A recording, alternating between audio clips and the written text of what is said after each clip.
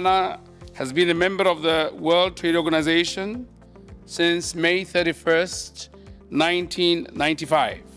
We believe that trade has the potential to improve the standards of living if carried out in a manner that ensures that developing and least developed countries secure an equitable share correspondent to their needs and economic development. Africa expects the WTO to facilitate fair trade that will allow us to participate fully in the global economy, especially as we continue to grapple with the effects of the pandemic.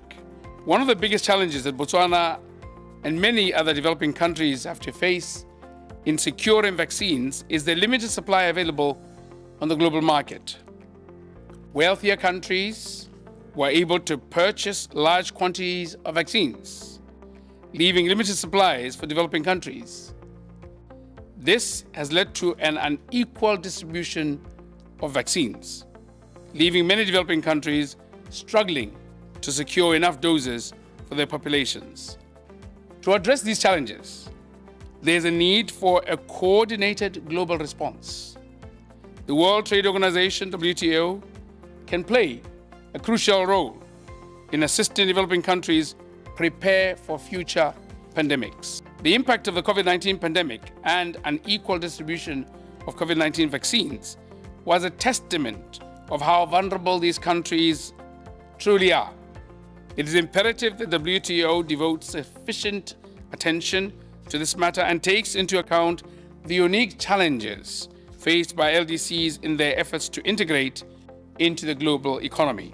Important lessons can be learned from the challenges of landlocked developing countries, such as Botswana, who have graduated to middle and upper middle income status.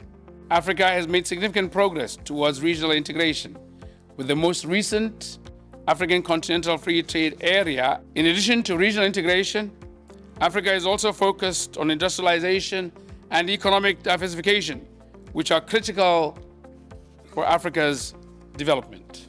We need to move beyond being solely dependent on the export of raw materials and instead develop value-added industries that will create jobs and increase our economic resilience. We expect the WTO to support these goals and ensure that trade benefits everyone, not just a select few. Most importantly, I urge WTO to work towards creating a more inclusive and sustainable trading system that will allow Africa to realize its full potential.